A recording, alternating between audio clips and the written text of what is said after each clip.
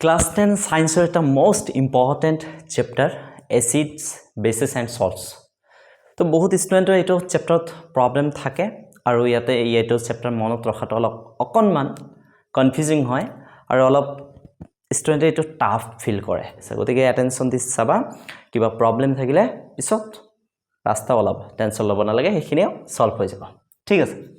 তো তুমি যেতিয়া কোনো এটা সাবষ্টেন্সক Suppose ইয়াতে ওয়াটাৰত মিক্স কৰি দিছা এটা সাবষ্টেন্স আছে গম নপায় এটো কি সাবষ্টেন্স হয় কি বস্তু হয় যেতে তুমি ইয়াক ওয়াটাৰত মিক্স কৰি দিবা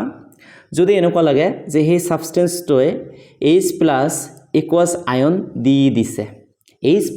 ইকুয়াল এই শব্দটো লাগিব মানে পানীত এই ইকু মানে কি ইকুয়ালস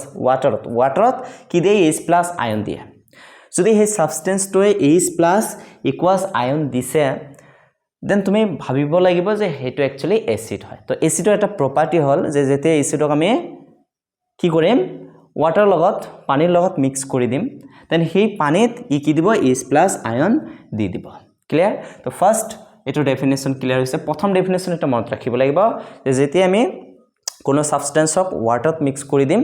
তেতিয়া তাতে যদি H+ আয়ন সেই সাবষ্টেন্সটোৱে জি দিছে দেন আমি বুজিব লাগিব সাবষ্টেন্সটো কি হয় একচুয়ালি এসিড হয় সাবষ্টেন্স তো কি হয় এসিড হয় আচ্ছা এতিয়া ইয়াৰ টেস্ট তো কেনেকুৱা হ'ব খাইছা সবে লেমন সাপোজ লেমন তো খাইছা এইটো কোৱা নাই আমি সবে খাইছো হয় নে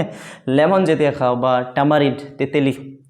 যেতিয়া খাও তেতিয়া ইহতৰ এটা টেঙ্গাৰ টেস্ট আহে কেনেকুৱা টেস্ট টেঙ্গাৰ সাৰ ইন টেস্ট কি সাৰ ইন টেস্ট এটা টেঙ্গা একচুয়ালি অসমীয়াত লিখি দিলে আৰু বেছি মজা লাগে হয়নে সাৰ ইন টেস্ট টেঙ্গা তো যদি কোনো বস্তুৰ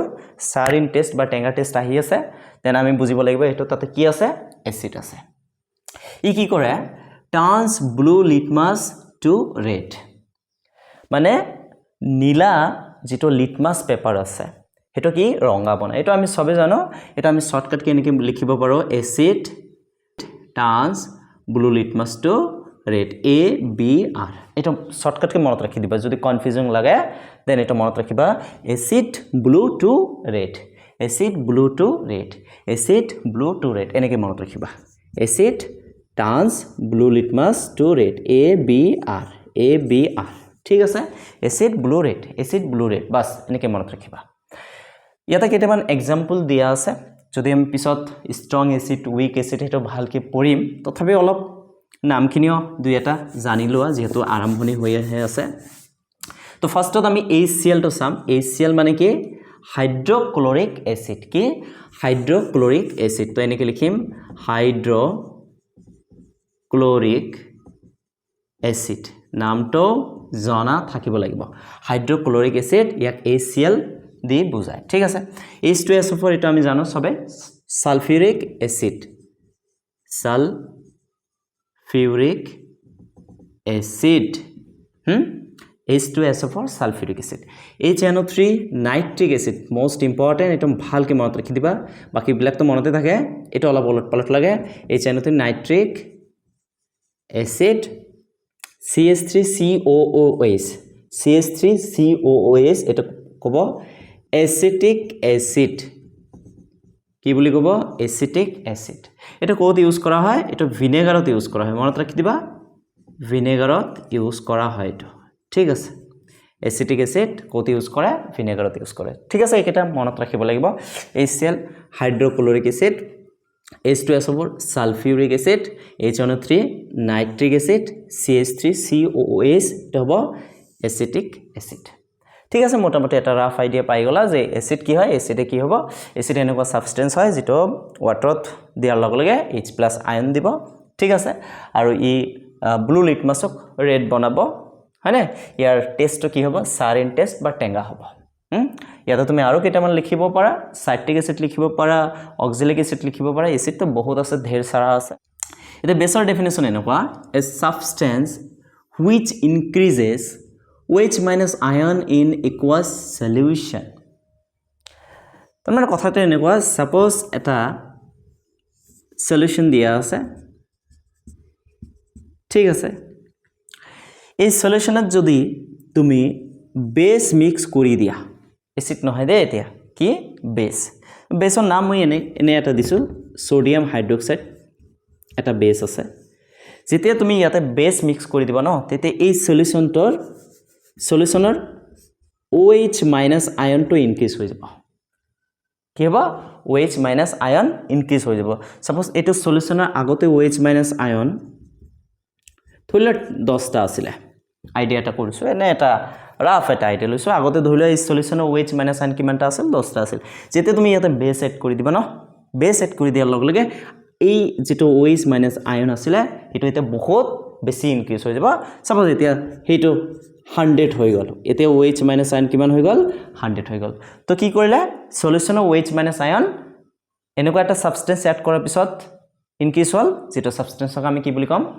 বেছ বুলি কম তো কি হল কি বুজি পালো যে যেতিয়া আমি বেছ এড কৰি দিলো সলিউশনৰ OH মাইনাছ আয়ন ইনক্ৰিজ হৈ গৈছে ঠিক আছে বুজি পাইছা তো ইয়াতে লিখিছে a substance which increases OH minus ion in aqueous solution ঠিক আছে এতিয়া বেছৰ যেটো টেষ্ট হয়নে এটা তো বুজি পালো সাৰিন টেষ্ট বেছৰ কি হ'ব বেছৰ হ'ব বিটাৰ ইন টেষ্ট কি বিটাৰ ইন টেষ্ট বিটাৰ মানে কেহা কেনেকুৱা কেহা বা তিতা বুলি কওঁ আমি কেহা বা তিতা এতিয়া আমি চাও এটো আৰু এটা পইণ্ট দিয়া আছে সপি ইন টাচ এটো তুমি যেতিয়া বেছক টাচ কৰিব ন সেই বেছৰ তাতে কি ফিল কৰে পিছল ফিল কৰিবা সাবন যেনেকৈ পিছল হয় তো বেছক টাচ কৰিলে এটা সপি ইন টাচ সাবন নিচিনা ফিল কৰিবা এটা ঠিক আছে এটা প্ৰপাৰ্টি ক'ব পাৰা আৰু ই কি কৰিব সো ইয়াৰ ওলটা কাম যেহেতু কৰে গতিকে ই কি কৰিব টাৰ্নছ ৰেড লিটমাছ টু ব্লু ই যেটো ৰেড লিটমাছ আছে হেতক ব্লু বনাব মানে ৰঙা লিটমাছক ব্লু বনাব তাৰ মানে এটা আমি এনেকৈ লিখিব পাৰো BRB বেছ ৰেড টু ব্লু